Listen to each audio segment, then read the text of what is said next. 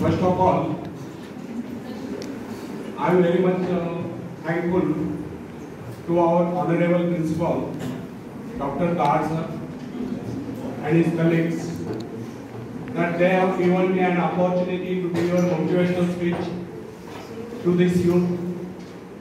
Myself, Dattatreya Ahe, I am the retired principal of Government ITI. Basically, I am an electrical engineer. I have been worked as an electrical engineer at Koyna Hydroelectric Project for 2 years. 1 year at Chandrapur Thermal Power Station. Then after I joined to Government Technical College and worked as a lecturer for 13 years. Meanwhile, I appeared to exams of Institution of Engineers and completed the degree of AMI. And on that basis, I get selected through MPSC as a principal and worked as a principal for 22 years and retired in August 2019. And this is my hobby to deliver motivational speeches to Indian youth. So, I am delivering my motivational speech on prosperous thoughts, अर्थात समृद्ध विचार. बेटा एक पहले एक शेर सुनाता हूँ.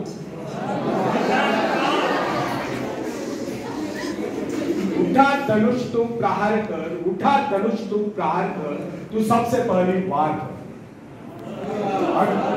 अग्नि सी धधक धधक, हीरे सी चमक चमक, सिंह सी दहाड़ कर, तू शंख सी पुकार कर. अग्नि सी धधक धधक, हीरे सी चमक चमक, सिंह सी दहाड़ कर, तू शंख सी पुकार कर, तू सबसे पहला प्रहार कर, तू सबसे पहली वार कर. रुके न तू, थके न तू, झुके न तू, थमे न तू. रुके न तू, थके न तू, झुके न तू, थमे न तू. तू सबसे पहला प्रहार कर, तू सबसे पहली वार कर. जीवन की भूल भुलैया में तू सही रास्ते का इंतजार कर. जीवन की भूल भुलैया में तू सही रास्ते का इंतजार कर. जीवन की इस लड़ाई में अपने मन के विचारों से प्रहार कर. तू सबसे पहला प्रहार कर, तू सबसे पहली वार कर.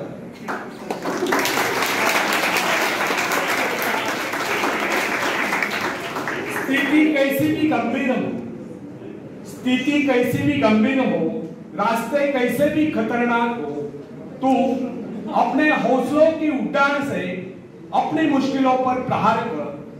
तू अपने हौसलों की उड़ान से अपनी मुश्किलों पर प्रहार कर.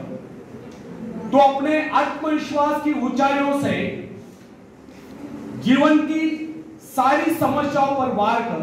तू सबसे पहला प्रहार कर, तू सबसे पहली वार कर.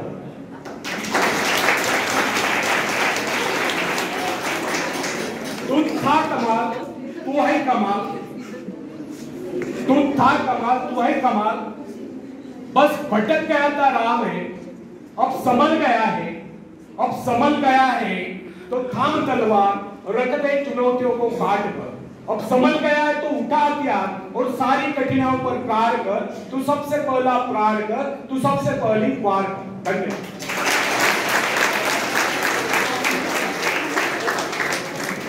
तो फ्रेंड्स, किसी व्यक्ति ने एक बार एक विद्वान से समृद्धि का रहस्य पूछा. तो विद्वान ने बड़ा ही संक्षिप्त उत्तर दिया, समृद्ध विचार. कितने हैरानी की बात है, कितने जटिल प्रश्न के इतना सरल उत्तर, और उत्तर जितना सरल उतना ही सुनिश्चित भी. कितनी सरल और सुंदर बात है कि जिस व्यक्ति के विचार समृद्ध हो गए, उसके परिवार में ही समृद्धि होगी. अब एक सवाल हम यहाँ उठाते हैं, क्या आप अपने भाग्य को बदलना चाहते हैं? नहीं? ठीक है, अभी कमेंट्स मत करो, तुम लोग बाद में इंटरैक्शन करेंगे हम. तो फ्रेंड्स, यदि आप अपने भाग्य को बदलना चाहते हैं तो इसके लिए सर्वप्रथम हमें अपने विचारों को बदलना होगा. विचारों में जागृति लानी होगी, विचारों को रोशन करना होगा, तब कहीं हम अपने भाग्य को बदल सकते हैं. फ्रेंड्स, यदि आप किसी आदर्श अथवा ध्येय को अपने व्यक्तित्व का हिस्सा बना लेते हैं, तो ध्येय अर्थात आदर्श अपने अस्तित्व का हिस्सा बना लेते हैं, तो इससे आपको प्रेरणा प्राप्त होती है। आपने देखा होगा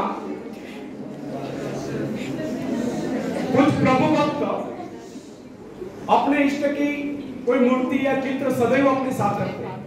यह क्या है? यह अपने इष्ट की स्मृति सदैव अपने साथ बनाए रखने की प्रेरणा है। इसी प्रकार हमें भी अपने कर्तव्य और लक्ष्य का ध्यान सदा बनाए रखना चाहिए। अपने ध्यान को इधर उधर बिखेरने से शक्तियों का ह्रास होता है। यदि आज से शीशे पर पड़ने वाली किरणें एक ही स्थान पर केंद्रित की जाए तो वे इतने प्रभावशाली होते हैं कि उनसे आग पैदा हो सकती है, जबकि अव्यवस्थित और बिखरी हुई अवस्था में वे किरणें इतने प्रभावशाली सिद्ध नहीं होती। इसका भी यही कारण है कि जब वे किरणें एक ही स्थान पर केंद्रित होते हैं, उनके संपूर्ण शक्ति का लक्ष्य एक केंद्र बिंदु होता है। लक्ष्य साधन के लिए एकाग्रता बहुत आवश्यक है। इधर उधर के अनावश्यक कार्यों में लगकर व्यक्ति अपनी क्षमताओं को नष्ट कर देता है। यदि व्यक्ति का आदर्श स्पष्ट रूप से उसके सामने बना रहे तो इससे उसे प्रेरणा प्राप्त होती रहती है। इसलिए समृद्ध बनने के लिए हमारे मन में निरंतर समृद्ध बनने के विचार बने रहे। यह विचार हमें अपने आदर्श की ओर बढ़ने के लिए प्रेरित करते रहेंगे और इससे हम सजग और जागरूक रहकर अपने आदर्श और लक्ष्य प्राप्ति के लिए प्रयत्नशील रहेंगे। सजग रहने से व्यक्ति का भी अवसर नहीं चुकता है। जिस कार्य की सदैव याद बनी रहती है, स्मृति बनी रहती है, जिसके विषय में व्यक्ति सोचता रहता है, उसको लेकर नए नए रास्ते में उसके सामने आते रहते हैं। फ्रेंड्स, यह सृष्टि बड़ी विशाल और अनंत है। प्रकृति के भंडार असीमित है, उनकी कोई तुलना नहीं है और प्रकृति का ऐसा भी कोई नियम नहीं उसके उस भंडार पर किसी एक का अधिकार, उस पर सबका समान अधिकार। मगर उस खजाने को पाने के दावेदार सभी नहीं। उसे पाने के दावेदार वही लोग हैं जो उत्साही हैं, जिनमें हिम्मत है, हौसला है, जो आत्मविश्वास है, जिनमें कुछ न्याय करने की क्षमता है। अकर्मण्य, निरीह, मूढ़ और डरपोक या आलसी लोगों को न तो उसे पाने का अधिकार है, ना ही वे उसे पा सकते हैं। यह तो उसे मिलेगी जिसने अपने भीतरी शक्ति को जान लिया। फ्रेंड्स, यदि आप इस सृष्टि का अध्ययन करेंगे तो आपको पता चलेगा कि सृष्टि शक्ति के सूक्ष्म सूत्रों में बंधी हुई। इस प्रकार धीरे धीरे आप अपने हृदय की महान शक्ति की उपस्थिति को समझने लगोगे। अभाव आपको कभी हताश न कर सकेंगे, वे आपको अपने अंधकारपूर्ण जाल में फंसाने में समर्थ होंगे। हमारी संस्कृति का संदेश भी यही है। क्या प्रॉब्लम है? व्यक्तिगत चेतना को जितना विस्तृत करेंगे, अपने आप में महान स्फूर्ति का अनुभव करते जाएंगे।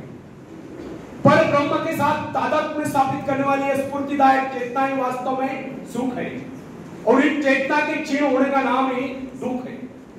यदि सुख सृष्टि से एकाकार रूप होने से उत्पन्न होता है तो दुख सृष्टि से विच्छिन्न एवं विलग होने से उत्पन्न होता है। जो व्यक्ति अपने आप को सृष्टि की विशाल चेतना का अंश मानकर नहीं चलता, उसे ऐसा प्रतीत होता है कि संसार में अकेला है, अनंत अस्तित्वपूर्ण समुद्र में भटकती हुई एक इकाई। अकेलेपन का यह विचार व्यक्ति को असहाय और बेसहारा बना देता है। वो अपने अस्तित्व को क्षुद्र समझने लगता है, वो अपने आप को नितांत असहाय अनुभव करता है। इस प्रकार की परिस्थिति में दुख का जन्म होता है। जब जब भी व्यक्ति अपने आप को सृष्टि से अलग कर लेता है, तब तक वह दुख उठाता है। वह स्वयं को अकेला महसूस करके भयभीत होता रहता है। होगा भी क्यों नहीं? सृष्टि से नाता तोड़कर उसने स्वयं को अकेला जो कर लिया। इसके विपरीत जिस व्यक्ति ने सृष्टि से अपना संबंध जोड़ रखा है और तारतम्य बनाए रखा है, वह स्वयं को कभी अकेला नहीं समझता। उसे ऐसा अनुभव होता है कि प्रकृति निसर्ग उसका सहयोग कर रही है। वह अपने आप को समृद्ध अनुभव करता है क्योंकि प्रकृति के प्रति उसका दृष्टिकोण मित्र भाव का होता है। वो विराट सत्ता का एक अंश दिखाई देता है। यही भाव व्यक्ति में शक्ति और आत्मविश्वास पैदा करते हैं। आत्मविश्वास क्या है? अपने भीतर मौजूद शक्ति का एहसास ही आत्मविश्वास है। जो व्यक्ति अपने आप को सृष्टि से अलग कर लेता है, वो आत्मविश्वास से हीन रहता है। उसे प्रकृति के प्रति कभी स्नेह नहीं होता है। वो प्राकृतिक प्रक्रिया को अपरिचित और अपने प्रति षड्यंत्र मानता है। ऐसी स्थिति में प्रकृति के अनंत धन स्रोत, अनुपम सौंदर्य एवं समाप्त न होने वाले खजाने उसके लिए नहीं रह जाते। जिसे स्वयं पर विश्वास नहीं होता वह किसी पर भी विश्वास नहीं करता। उसे ऐसा अनुभव होता है कि जिसे स्वयं पर विश्वास नहीं होता उसे किसी पर भी विश्वास नहीं करता। वो हर प्राणी को, हर वस्तु को संदिग्ध नजरों से देखता है। उसे ऐसा लगता है कि सब उसके दुश्मन है, सब उसका अहित चाहते हैं। अब आप ही बताइए कि ऐसा व्यक्ति अपने आप को समृद्ध कैसे अनुभव कर सकता है, जिसका अकेलापन, अविश्वास उसमें हीन भावनाएं पैदा कर देते हैं। ऐसा व्यक्ति कभी भी अपने भाग्य को नहीं बदल सकता। तत्व ताजे होते, बिना मेहनत के तत्व ताजे होते। ढूंढ लेते हैं जुगनू अंधेरे में भी मंजिल, ढूंढ लेते हैं जुगनू अंधेरे में भी मंजिल, क्योंकि वे किसी बाहरी रोशनी के मोहताज नहीं होते, वे स्वयं प्रकाशित होते। धन्यवाद।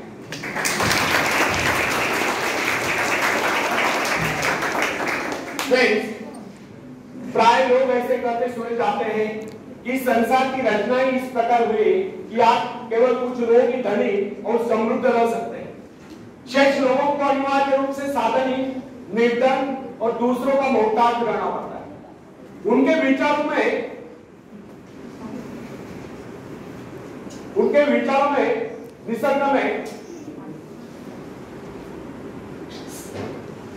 साधन कम होने के कारण ही कुछ लोग ही समृद्ध रह सकते हैं। शेष लोगों को अनिवार्य रूप से साधनी, निर्धन और दूसरों का मोहताज करना पड़ता है। उनके विचारों में सृष्टि में सुख समृद्धि के साधन सीमित होने के कारण सभी लोग समृद्ध नहीं रह सकते। उनका यह विचार है कि संसार प्रतिद्वंदिता है और जो उसमें सफल होता है वही सुखों का उपभोग कर सकता है। शेष लोगों के बाद में दुख और कष्ट लिखे। परंतु हमारा एक कहना है कि इन लोगों के ऐसे विचार अनुभवहीनता और अज्ञानता के कारण है। प्रकृति ने तो अपने भंडार सभी के लिए खोल रखे। आप ऐसा क्यों सोचते हैं कि आप भाग्यहीन हैं और भाग्यहीन नहीं रहोगे? इस प्रकार की मिथ्या धारणा का आधार यह हुआ, जब प्रभु ने इस सृष्टि की रचना की तो मनुष्य के लिए एक साधन नहीं जुटा है। परंतु ऐसा सोचना कदापि उचित है। वस्तुतः प्रभु ने इस सृष्टि को अत्यंत संपन्न और सब प्रकार से पूर्ण बनाया है। मनुष्य की आवश्यकताओं की पूर्ति के सभी पदार्थ इस धरती पर उपलब्ध है। फ्रेंड्स, आप घोड़े को पानी तक ले जा सकते हैं या पानी लाकर घोड़े के सामने रख तो सकते हैं, परंतु उसे पीने के लिए विवश नहीं कर सकते। यदि घोड़े को प्यास लगे है तो पानी पीकर प्यास तो उसे शांत करनी होगी। अपनी गर्दन को झुकाकर पानी में मोड़ तो उसे डालना होगा। प्रकृति के दोषी ठहराने में वास्तविकता में कितनी भिन्नता है इसकी एक बात, एक उदाहरण याद रखें। अन्न जीवन की सबसे आवश्यक वस्तु है। शरीर रूपी भट्टी के लिए वह ईंधन का काम करता है। संसार में निर्धनों की प्रमुख समस्या भोग की रोगी। कुछ लोगों का यह कहना है कि अन्न की कमी है क्योंकि धरती उतनी उपजाऊ है, खेती के लिए साधन नहीं, समय नहीं। परंतु यह धारणा निर्मूल है, क्योंकि कृषि विशेषज्ञों का यह कहना है कि आज भी विश्व में बहुत सी भूमि बिना जुटी पड़ी है। यह भूमि अत्यधिक उपजाऊ है क्योंकि अभी तक इस भूमि में खेती नहीं हुई, इसलिए उसके प्राकृतिक उर्वरा तत्व अर्थात नैसर्गिक सुपीकता अभी तक उसमें सुरक्षित है। इन कृषि विशेषज्ञों का तो यह भी कहना है, अगर इस सारी भूमि का सही ढंग से उपयोग किया जाए तो अन्न की कुल उपज 2 गुना नहीं तो कम से कम 1.5 गुना अवश्य हो जाए। फ्रेंड्स, व्यक्ति के जीवन की बात छोड़िए, सभ्यता के इतिहास का अध्ययन करने पर आपको मालूम हो जाएगा कि प्राचीन काल में लोग अपने घरों को प्रकाशित करने के लिए चर्बी का प्रयोग किया करते थे। आप यह भी जानते होंगे कि यह चर्बी हवेल मछलियों के शरीर से निकाली जाती है। एक दिन लोगों को ज्ञात हुआ कि हवेल मछलियों की कमी पड़ी। ऐसी स्थिति में चर्बी का भयंकर संकट उपस्थित हुआ, परंतु औषधता आविष्कार की जगह है। उसी के साथ साथ मिट्टी के तेल का भी आविष्कार हुआ। अब कुछ दिन पहले वैज्ञानिकों ने घोषित कर दिया कि मिट्टी के तेल की मात्रा भी सीमित है और इस बात की पूरी संभावना है कि कुछ वर्षों में मिट्टी के तेल के कुएं सूख जाएंगे। इससे लोग एक बार फिर चिंतित हुए, क्योंकि उस काल में शक्ति का मुख्य साधन तेल ही था, जिससे कल कारखाने और अन्य अनेक प्रकार के वाहन चलते थे। लेकिन अगले क्षण में वैज्ञानिकों ने इस प्रकार की घोषणा कर दी, अणुशक्ति का प्रयोग प्रतिदिन की आवश्यकताएं पूरी करने के लिए किया जा सकता है। इसके साथ ही जल विद्युत का निरंतर बढ़ता हुआ प्रचार भी मानव की सभी आवश्यकताओं की पूर्ति करता रहेगा। आजकल तो सोलर एनर्जी पर बड़ा रिसर्च हो रहा है, पवन चक्कियों का इस्तेमाल बड़े पैमाने पे हो रहा है। इस तरह प्रकृति के अक्षय भंडारों और मनुष्य की चमत्कारपूर्ण आविष्कार प्रवृत्ति के अनेक उदाहरण इस तथ्य की पुष्टि करते हैं। यदि व्यक्ति उत्साही और स्वावलंबी हो तो उसके लिए इस संसार में किसी चीज की कोई कमी नहीं, खोजने पर वह सब कुछ प्राप्त कर लेता है। इसीलिए कहा गया जिन्हें खोजा तिन्हें पाइए। मनुष्य को भ्रम होता है कि उसने बहुत कुछ कर लिया, बहुत कुछ पा लिया है और वह प्रकृति के स्रोत खाली हो गए, किंतु यह उसकी भूल है, वह भ्रम में जी रहा। वास्तविकता तो यह है कि मनुष्य ने अभी तक विश्व के एक अंश पर ही विजय प्राप्त की। पता नहीं अभी तक पृथ्वी के गर्भ में कितने खजाने अछूते दबे पड़े। यह विशाल ब्रह्मांड और इसका अंतहीन गहरा मनुष्य की प्रतिभा के लिए भयंकर चुनौती। वैज्ञानिक न्यूटन ने गणित संबंधी नियमों द्वारा इस संसार की विशालता का अनुमान लगा लेने के बाद कहा था, मैं तो अभी तक एक थांग सागर के तट पर खड़ा हूं और किसी अबोध बालक की तरह आयु पर खाप चालने पर भी मेरे हाथ केवल कुछ सिंपियां ही लगे। न जाने इस ब्रह्मांड सागर के धरोतले न जाने कितने करोड़ों करोड़ों माणिक मोती बिखरे हुए पड़े हैं जिनके हमें अभी भी तलाश है। यह बात सच है कि संसार असीम और परिमित ब्रह्मांड में हमारी सभी इच्छाओं और आशा आकांक्षाओं को पूरा करने की क्षमता है। सुख प्राप्त करने के लिए केवल इन स्रोतों का उपयोग करना उत्साह के द्वारा ही संभव हो सकता है। सोई हुई शक्तियों को जगाकर प्रकृति के इस विशाल भंडार का उपयोग करने के लिए किए गए प्रयत्न अनंत है। समृद्धि उद्योगी पुरुषों की दासी। प्रभु ने इस सृष्टि का निर्माण व्यक्ति के आनंद प्राप्ति के लिए क्या है। ईश्वर ने मनुष्य की रचना इसलिए की वो सदैव अभाव में रहकर कष्ट भोगता रहे। क्या बता सकते कोई रचना का अपने किसी भी कृति के लिए इस प्रकार के भविष्य की रचना कर सकता है? कदापि नहीं। सच तो यह है कि हमारा जन्म सुख शांति पूर्वक जीने के लिए हुआ है। यह सृष्टि हमारे ही उपयोग के लिए बनाई गई। जीवन का अर्थ यंत्रणा नहीं, आनंद तथा उसका उपभोग है। अर्थात आनंद का अर्थ रुचक क्रीड़ा या अय्याशी नहीं। विलासिता और अय्याशी को जीवन को पतन की ओर ले जाते हैं, पतन के घर की ओर ले जाते हैं। आनंद का वास्तविक अर्थ है व्यक्ति की सभी शक्तियों का पूर्ण विकास और विकसित क्षमताओं को विश्व कल्याण के लिए प्रयोग, नैतिक जीवन में एक प्रकार के संतुलन की सृष्टि लाना है। आनंद का अर्थ है सुख, समृद्धि, शांति और सद्भाव का आगमन तथा दुख, दरिद्रता, ईर्ष्या एवं द्वेष आदि बुराइयों का नाश। आनंद जीवन का स्वर्गीय पर्व है। हृदय की स्वच्छता, दूरता, धैर्य आदि बातें आनंद के लिए प्रारंभिक सीढ़ियां हैं। मनुष्य के जीवन में आनंद का आविर्भाव उस समय तक नहीं होता जब तक वो अपने मन से शंका, संदेह, ईर्ष्या एवं द्वेष आदि बुराइयों को दूर नहीं करते। भय और शंका जीवन रूपी गंगा में विष घोल देते। बुराइयों का संघर्ष जीवन की समरसता को नष्ट कर देता और समरसता का अभाव जीवन में विसंगतियां पैदा करता है और विसंगतियां जीवन के उज्जवल पक्ष पर इस प्रकार छा जाती हैं जैसे चांद पर ग्रहण। आशा, विश्वास, श्रद्धा आदि बातें जीवन को अवैध करते हैं। इनसे जीवन में शुचिता, स्वच्छता और निर्मलता का समावेश होता है और इन्हीं से जीवन में संतुलन आता है और संतुलित जीवन ही हमारे हृदय में प्रेम रूपी सरिता का उद्गम है। फ्रेंड्स, यदि आपके मन में संकीर्णता है, डाउटफुलनेस है, तो आपके विचार भी संकीर्ण होंगे। संकीर्णता के कारण ही मानसिक रूढ़िवादिता को प्रोत्साहन मिलता है। संकीर्ण विचार वाला व्यक्ति अपने आप को इस संसार से निकालकर अंदर एक कोने में कहीं हो जाता है। उसका जीवन, उसके जीवन का धैर्य तथा अन्य गतिविधियां संकीर्ण घेरों में बंद कर हो जाती है। कोलों के बैल की तरह आंखों पर पट्टी बांधकर निरंतर चलते रहने पर भी वो वैसे के वैसा ही रहता है। उन्नत विचारों से उसका नाता टूट जाता है और एक दिन आता है, समय उसके आगे निकल जाता है और वो केवल पोंगापंथी के रूप में खड़ा रहता है। इसलिए हम विचारों की समृद्धि पर जोर देने का प्रयत्न करते हैं।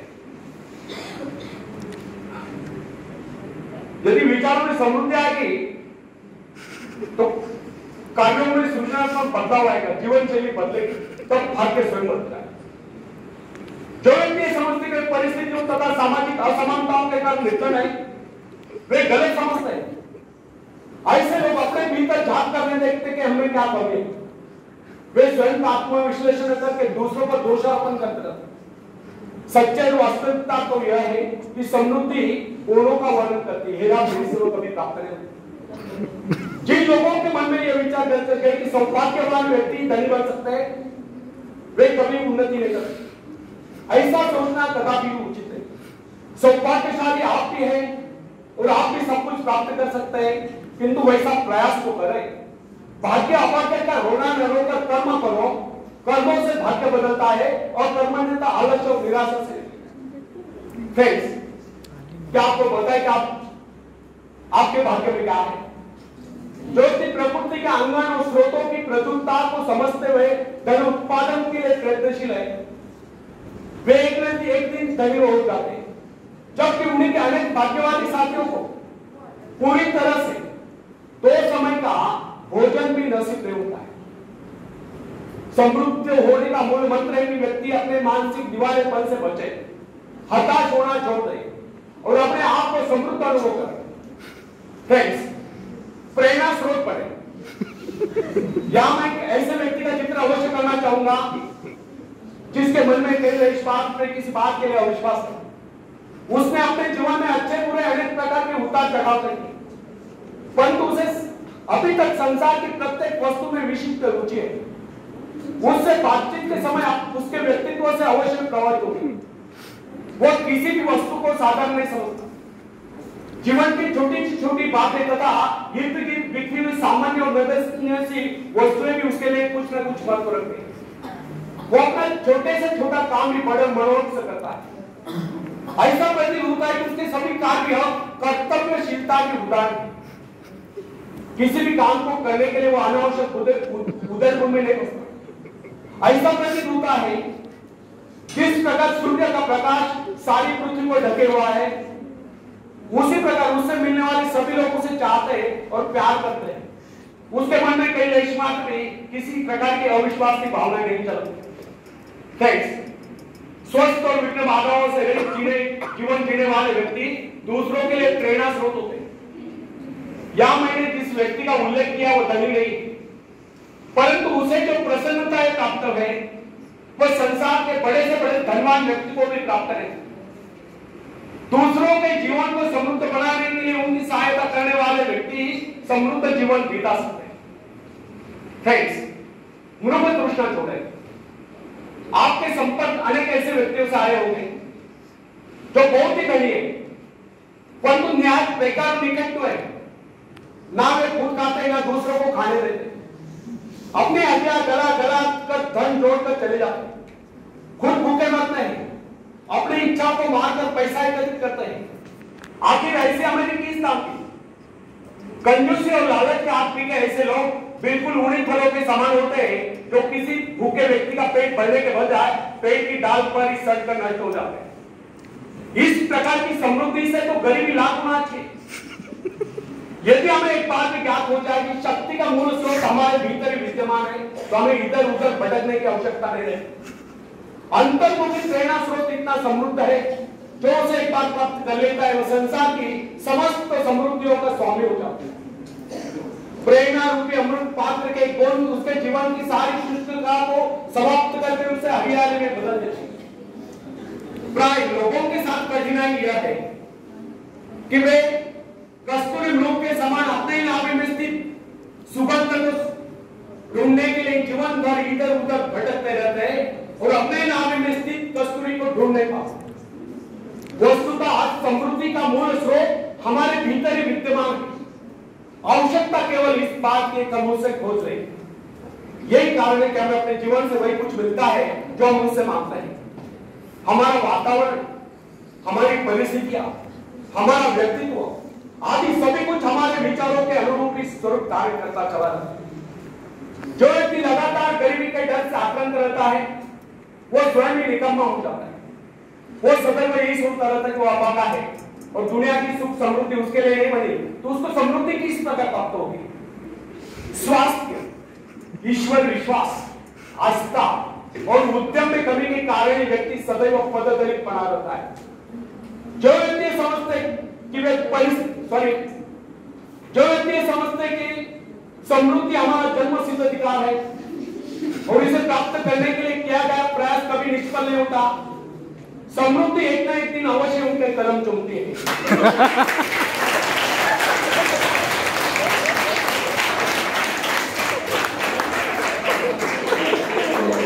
आवश्यकता केवल इस बात की है कि हम सही ढंग से सोचें। मैं अनेक ऐसे व्यक्तियों को जानता हूं,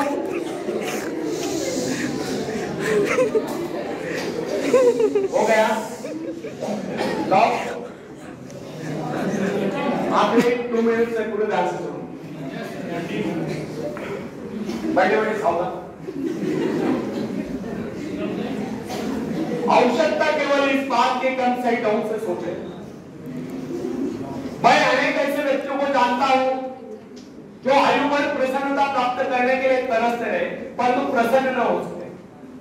उन्होंने कभी अपने जीवन के संबंध में सही ढंग से सोचने का प्रयास नहीं किया।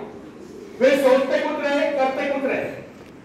इसका परिणाम ये निकला, न उन्हें सुख मिला न समृद्धि प्राप्त हुई। मेरे कहने का अर्थ यह नहीं कि सभी लोग एक समान होते हैं। देखते ही कुछ लोग जन्म से ही हंसमुख पर उतार होते हैं, जबकि अन्य लोग जन्म से ही चिड़चिड़े, कायर, क्रोधी, लोभी और कमजोर होते हैं। इतने पर भी अपने व्यक्तित्व का निर्माण व्यक्ति स्वयं कर सकता है। सहृदयता एक ऐसा सद्गुण है जो व्यक्तित्व के छोटे मोटे अवगुणों को ढांप लेता है। उठो, कर्म करो, पाओ, स्वयं को हीन भावना से मुक्त कीजिए और इस रहस्य को भली भांति जान लीजिए कि प्रकृति के भंडार अनंत है। ईश्वर हम सबकी देखभाल करता है। उस सृष्टि के निर्माता के पास किसी चीज की कोई कमी नहीं। हम उसकी संतान है और उसकी सारी संपत्ति हमारी है। हमारा जन्म इसलिए हुआ है कि हम अपने जीवन को गौरवशाली बनाएं। मनुष्य इस सृष्टि का सर्वश्रेष्ठतम प्राणी है। उसका कर्तव्य है कि वह अपनी पाश्विक शक्तियों पर विजय प्राप्त करके उनको सकारात्मक, निर्मात्मक और रचनात्मक शक्तियों में ट्रांसफर करे या रूपांतरित करे और इन शक्तियों का प्रयोग मानव जीवन के विकास के लिए करे। जब इन विनाशकारी तत्वों का सही ढंग से उपयोग किया जाए तो संसार से गरीबी और भूखमरी समाप्त हो सकती है। सृष्टि निरंतर विकास की ओर अग्रसर है। सृष्टि निरंतर विकास की ओर अग्रसर है और विकास की योजनाओं पर चल रही है। काम करने वाला या कभी भूखा नहीं लगता। फिर सुकर्म करने वाले व्यक्ति को कमी किस बात की? समृद्धि आपके व्यक्तित्व की देन है। भाग्य अभाग्य से उसका कोई लेन नहीं। अपने व्यक्तित्व को सुधारिए, सफलताएं, सुख समृद्धि, खुशियां सब कुछ आपको मिल जाएगी और आप उन्नति के शिखर पर होंगे। आखिर में शेर मैं सुनाता हूं। तुम उड़ सकते हो मुक्त आकाश में, तुम मुक्त आकाश के पंछी हो। तुम व्यर्थ ही रहे हो, तुम भूल गए हो कि तुम्हारे पास पंख है। तुम पैरों से चल रहे हो, तुम आकाश में उड़ सकते हो। थोड़ा फड़फड़ाओ ताकि तुम्हें एहसास हो जाए। ध्यान से भरोसा पैदा करने के लिए तुमने कुछ खोया नहीं, तुम सिर्फ भूले हो कि अपने पास पंख है, अपने पास पंख है। धन्यवाद।